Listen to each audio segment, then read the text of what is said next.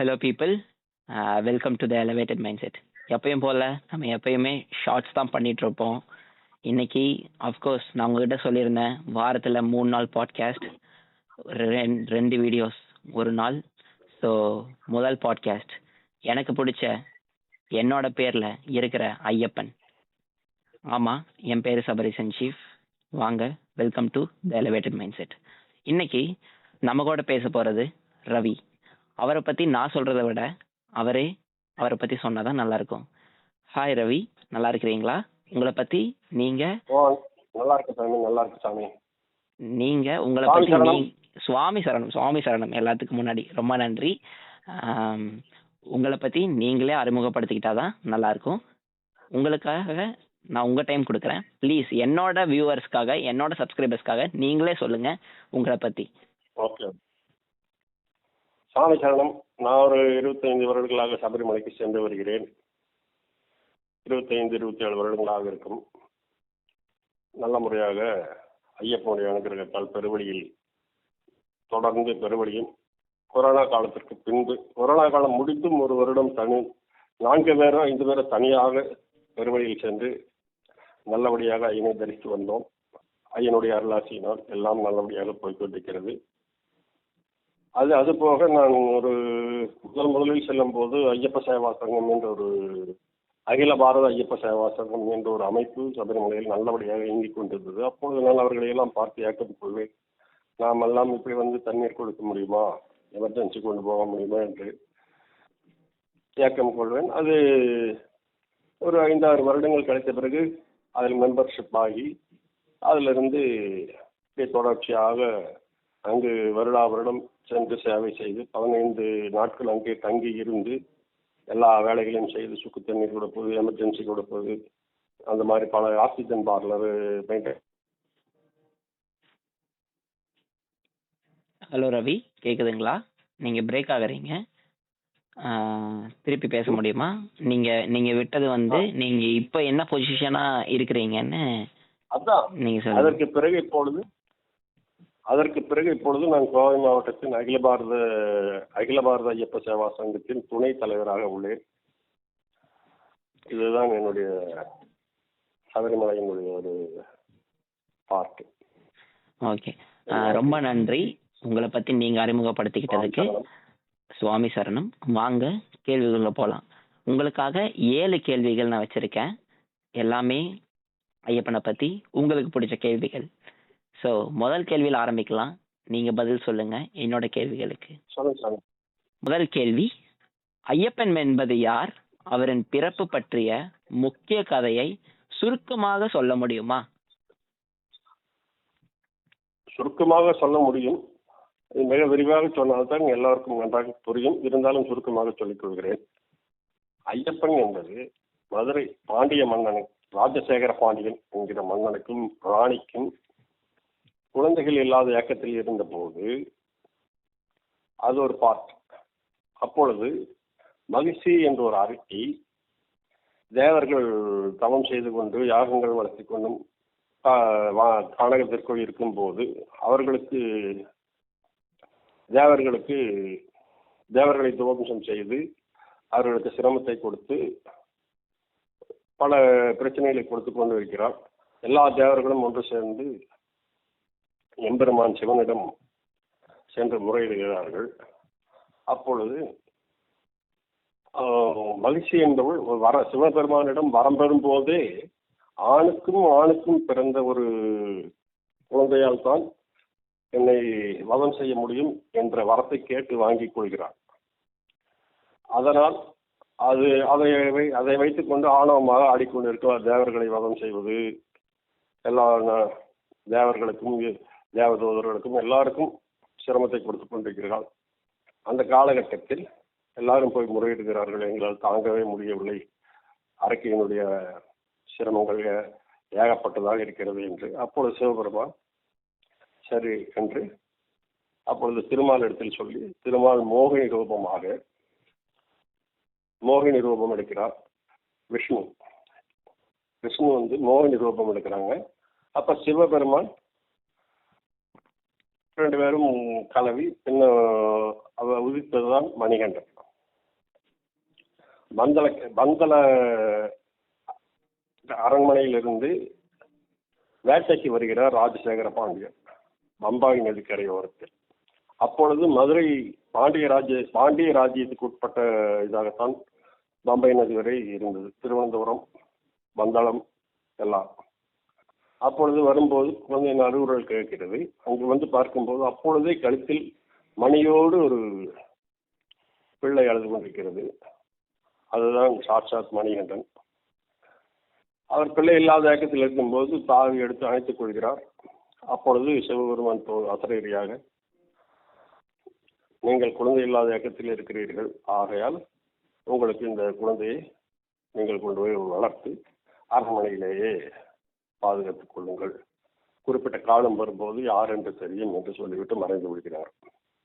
ராஜசேகரும் பாண்டியனும் மிகவும் மகிழ்ச்சியோடு மன்னன் அரண்மனைக்கு சென்று ராணியிடம் குழந்தையை கொடுத்து பாண்டிய நாட்டு மக்கள் அனைவரும் மகிழ்ச்சியாக இருக்கிறார்கள். அப்பொழுது குருகுலம் பயின்று கொண்டிருக்கிறார். கல்வி பயிலும் வயதாகிறது. குருகுலத்துக்கு செல்கிறார். அப்பொழுது நன்றாக படிக்கிறார். எல்லா மாணவர்களும் நன்றாக படிக்கிறார். குருமகனுக்கு அப்பொழுது கண் தெரியாது. அவர் சிரமப்படுவதை பார்த்து அவருக்கு ஆசி வழங்கி கண் பார்வை கிடைக்கிறது. குருமகனுக்கு கண் கொடுத்து தெய்வமாக நாம் இன்றைக்கு வணங்கி கொண்டிருக்கிறோம். எல்லா களரி, வாழ்பயிற்சி எல்லாத்திலும் நல்ல சிறந்து விளங்குகிறார்.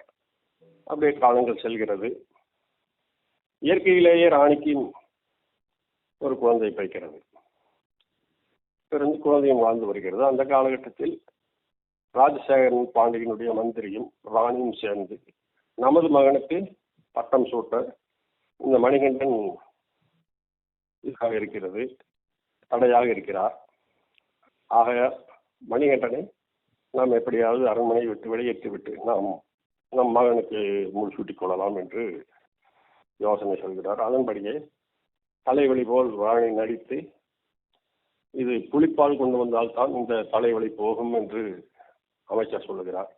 அமைச்சர் ஏற்பாடு செய்த மருத்துவர் சொல்கிறார். அப்பொழுதுதான் அவருக்கு மணிகண்டனுக்கும் 18 வயது நிரம்புகிறது.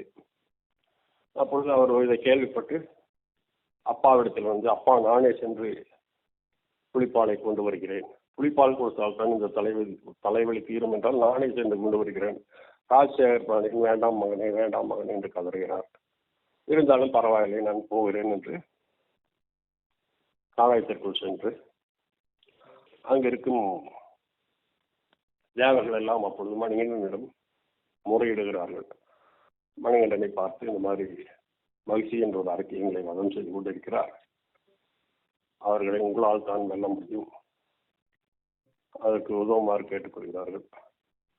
சரி என்று சொல்லிவிட்டு தேவர்களே புலிகளாக மாறி அரண்மனைக்கு போகிறார். புலிப்படையோடு போகிறார். அப்பொழுதுதான் இவர் யார் என்ற ஒரு இது எல்லாருக்கும் சந்தேகம் அளிக்கிறது. அப்பொழுது அவர் மணிகண்டன் சொல்கிறார், நான் வந்த நோக்கம் நிறைவேறிவிட்டது.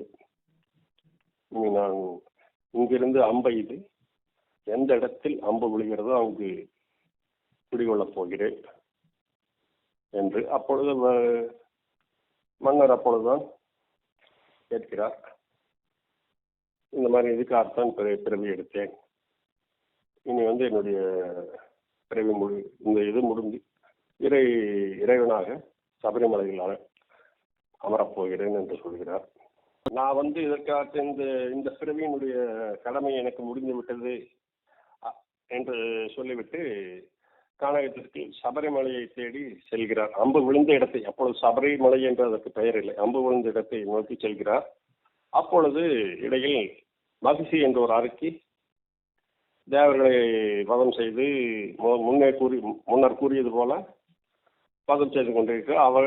அவளிடமிருந்து எங்களை காப்பாற்ற வேண்டும் என்று இந்திரன் முதலான தேவர்கள் மணிகண்டனிடத்தில் வேண்டுதல் வைக்கிறார்கள். அப்பொழுது மணிகண்டன் சரி என்று அந்த அரக்கையை தேடி போகும் வழியில் போகிறார். மகிழ்ச்சி எதிரே வருகிறார். அவளை வதம் செய்து கடுமையான போர் நடக்கிறது.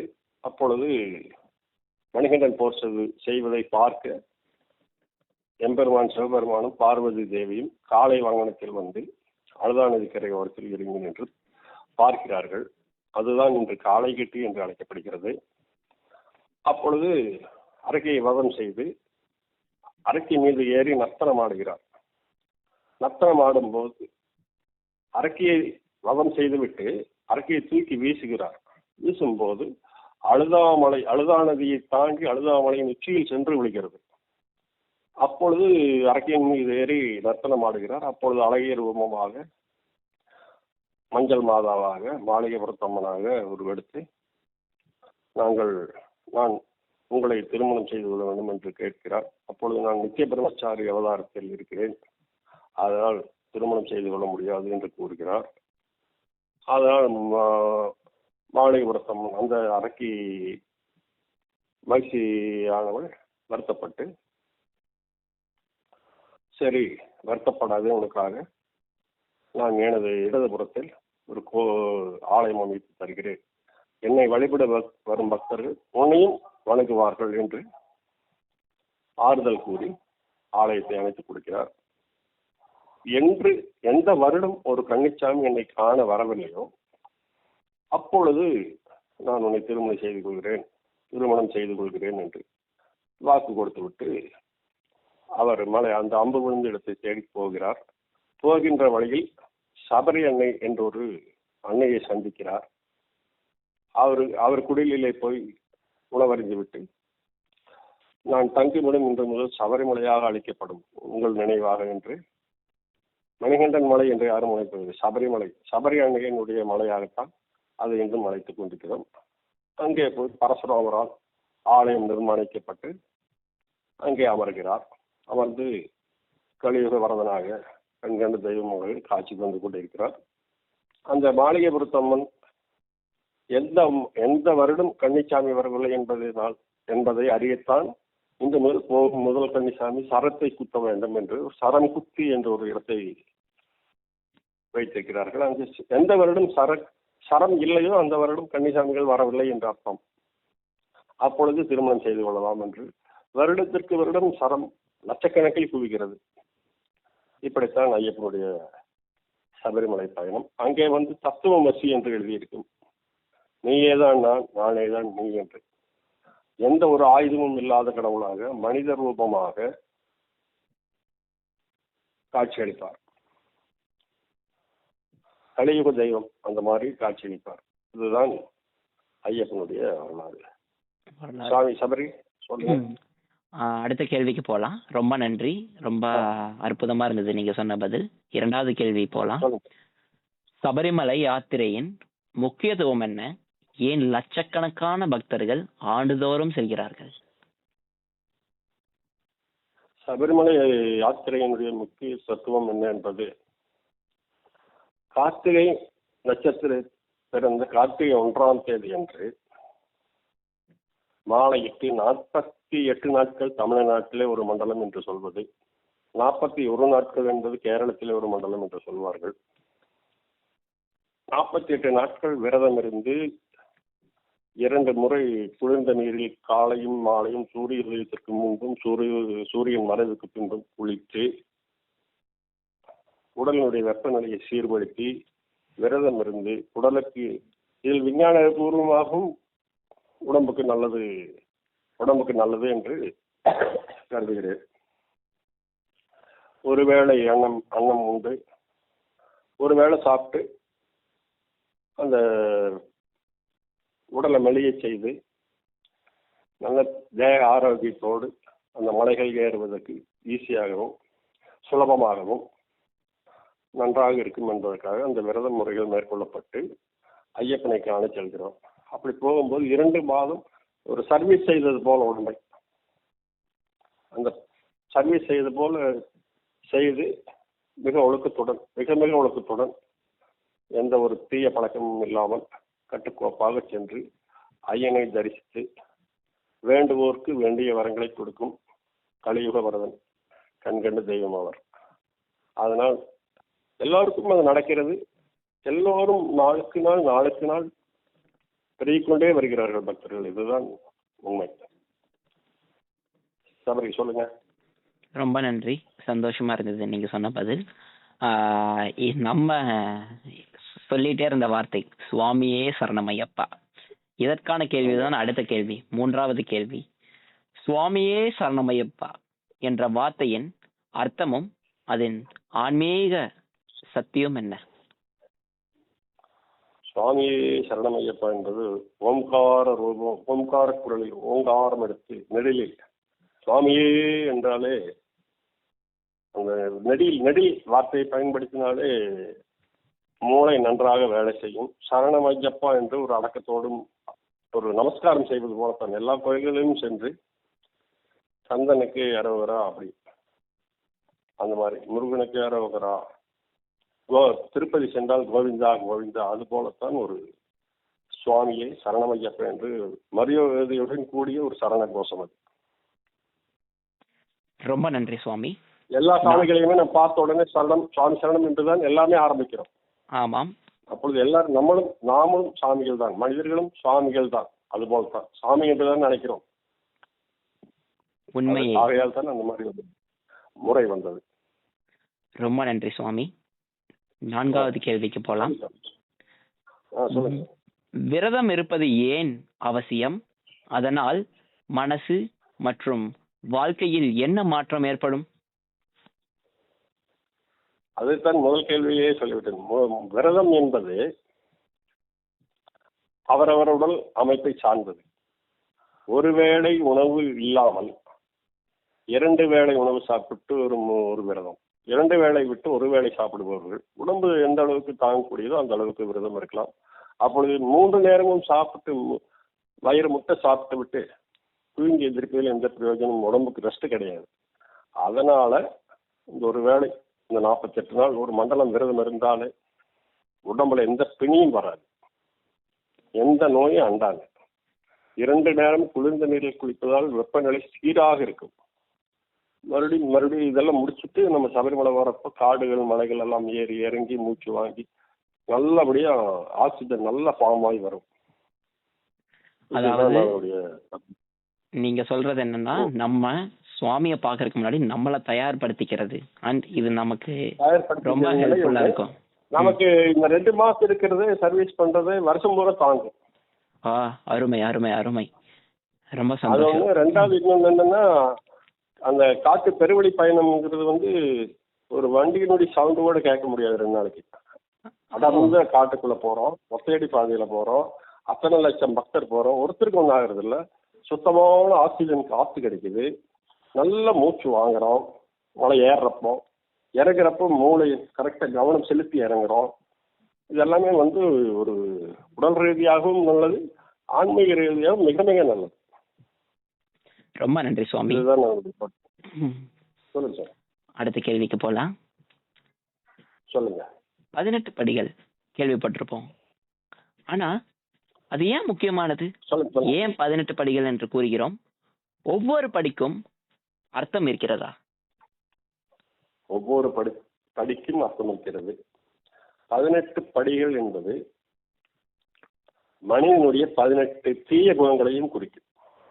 இந்த தீய குணங்களை எல்லாம் 18 படி கடந்து தீய குணங்களையும் கீழேயே விட்டு அவரை பார்க்க செல்கிறோம். அது ஒன்று.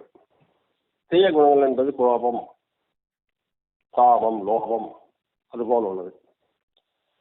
பொறாமை, இது போல உள்ள தீய குணங்கள். 18 குணங்களையும் சொல்ல முடியும், திடீரென்று ஞாபகம் வரவில்லை. ஒன்றும் பிரச்சனை இல்லை சுவாமி, நீங்க கவலையே பட வேணாம். நான் இந்த 18 படிகளுக்கான அர்த்தத்தை கடந்து போறோம், அவ்வளவுதான். காமம், லோகம், குரோதம், பழி அதெல்லாம் விட்டு போட்டு. ரொம்ப நன்றி சுவாமி. அதாவது கோபத்தை சுருக்கமா சொல்றேன். கோபம், பொறாமை, காமம், இந்த மாதிரி இந்த 18 தீய குணங்கள் இருக்கு இல்லையா மனிதன் கிட்ட. ஆமாங்க. அதையெல்லாம் விட்டுட்டு கடந்து போய் அவரை பார்க்கணும். அதுதான் அதனுடைய தத்துவம். அது ஒண்ணு முறை. இன்னொன்னு, அந்த சபரிமலையை சுற்றி 18 மலைகள் இருக்கு, சபரிமலையோட சேர்த்து. இந்த மலைகளையும் பிடிக்கும். ரொம்ப 18 மலையை கடந்து வந்த பலனும் உண்டு. ரொம்ப இன்ட்ரெஸ்டிங்கா இருக்கு சுவாமி. அடுத்த கேள்விக்கு போலாம். 18 மலைகளையும் தாண்டி வந்த மாதிரியும் ஒரு இது இருக்கு. மனிதனுடைய 18 தீய குணங்களை அதோடு விட்டு விட்டு கொடிமரத்தில் தரிசனம் செய்து உள்ளே சென்று ஐயனை காணலாம். அவ்வளவுதான். ஓகே சுவாமி. தூய மனிதனாக ஐயனை காணலாம். அடுத்த கேள்வி சுவாமி. 100% தூய மனிதனாக ஐயனை காண்பது அந்த 18 படியினுடைய இது தத்துவம். சொல்லுங்க சாமி.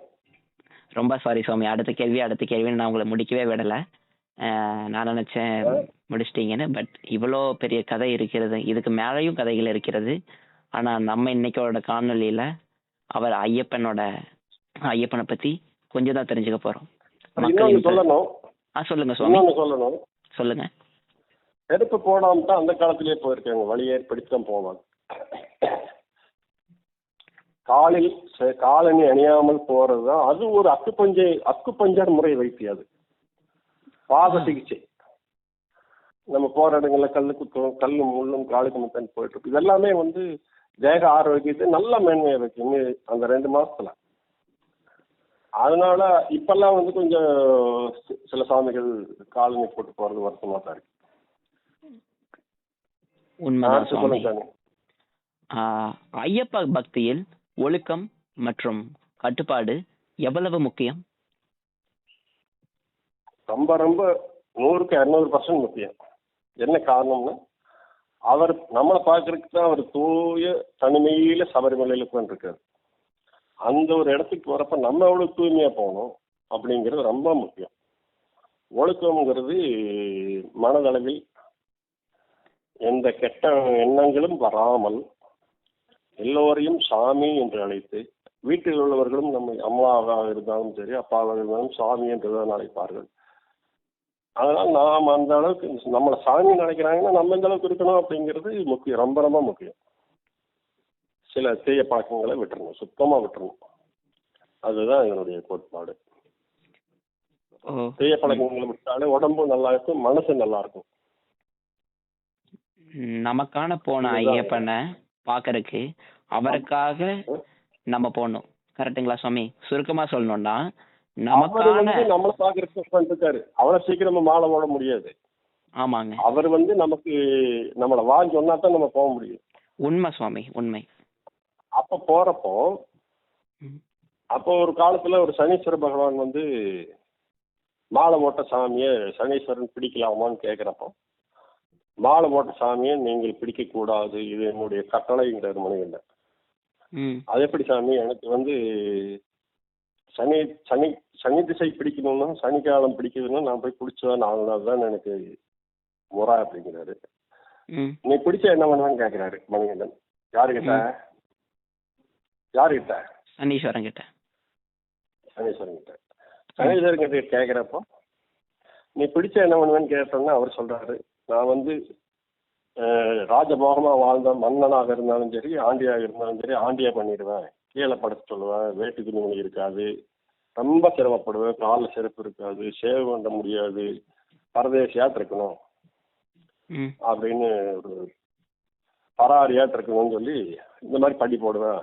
பெரிய ஆளா இருந்தாலும் எவ்வளவு பெரிய கோடீஸ்வரனா இருந்தாலும் எவ்வளவு பெரிய இதா இருந்தாலும் சொல்றேன். சரி, அதை நானே பண்ணிக்கிறேன்.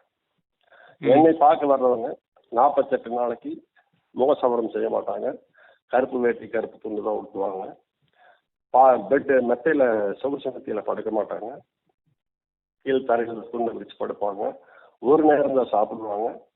அதனால நீ அந்த இது முடிகிற வரைக்கும் நீ அவங்க பக்கமே போகக்கூடாதுன்னு சொல்லி கட்டளை இருக்கிறார்.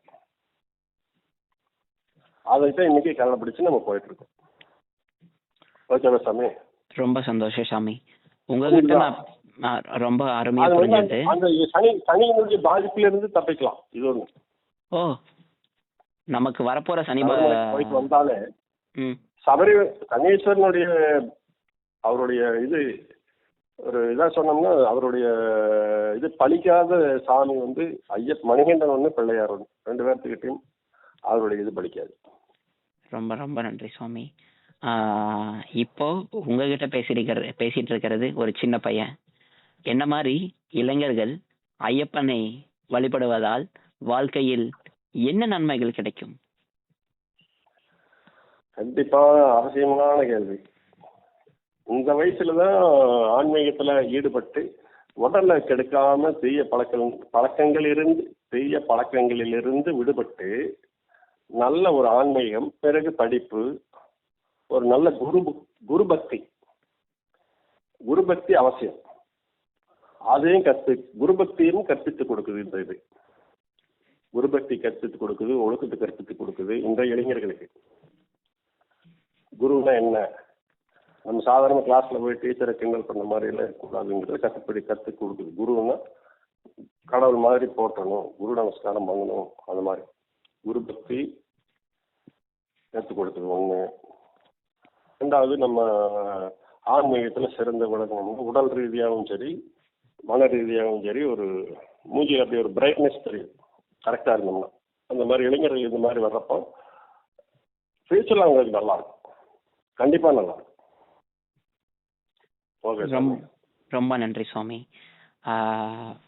என்ன மாதிரி இளைஞர்களுக்கு, நிறைய இளைஞர்கள் மட்டும் இல்ல, நிறைய பேர் இந்த உலகத்துல எல்லாருக்கும் ரொம்ப தெரிஞ்சது என்னன்னா, சபரிமலைக்கு என்ன ஏன் இத்தனை பேர் போறாங்க, எதுக்கு இவ்வளவு கூட்டம், என்ன அது இதுன்னு. ஆனா இன்னைக்கு இந்த காணொலியால லட்சங்களை அடைய முடியலனாலும் 1000 அடைய முடிஞ்சாலும், அப்படி லட்சத்தையும் அடையறோம்னு வச்சுக்கோங்க, யாருக்கு இது போய் சேர்ந்தாலும் அவங்களுக்கு ஒரு லட்சங்கள் முக்கியம் இல்லை, லட்சியம் தான் முக்கியம். சாமி பார்த்தே ஆகணும் அப்படின்னா திருப்பதி மாதிரி சபீரம் பண்ணி இருந்தாங்கன்னா இன்னும் கூட்டம் வரும்.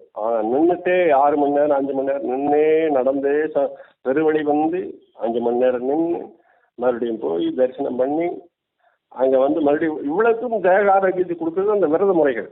ஐயப்பங்கிட்ட உண்மையா இருந்தா உண்மையா நடக்கும். அதுதான் உண்மை சுவாமி. இது எல்லாமே வந்து லட்சங்கள் அடையதோ 1000 நெய் தேங்காய், நம்ம கொண்டு போற நெய் தேங்காய் வந்து சொல்லுங்க சுருக்கமா சொல்லணும். நெய் தேங்காய் அப்படிங்கிறது வந்து மனித ரூபம்.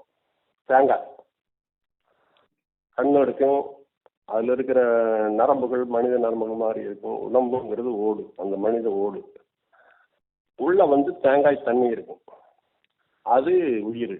நம்ம அதை கீழே போட்டுட்டு உள்ள தண்ணிக்கு பதிலாக கெடாது, அது தேங்காய் சும்மா வச்சுட்டு இருந்தா கெட்டுரும்.